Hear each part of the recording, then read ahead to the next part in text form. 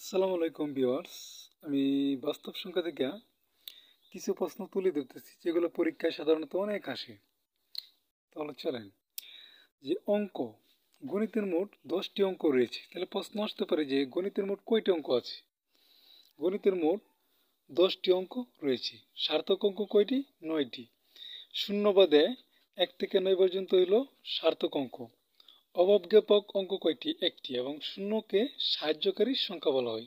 তাহলে শূন্য হচ্ছে একটা সাহায্যকারী সংখ্যা। তাহলে প্রশ্ন হলো যে সার্থক অঙ্ক কয়টি? এটা প্রাথমিক বিদ্যালয় প্রধান শিক্ষক 2005 সালে আইছে।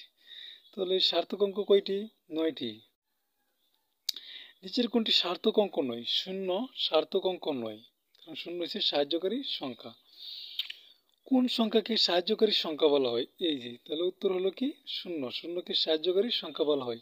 এটা আসছে আপনার প্রশাসনিক কর্মকর্তা ও পার্সোনাল অফিসার নির্বাচন কমিশন 2004 সালে।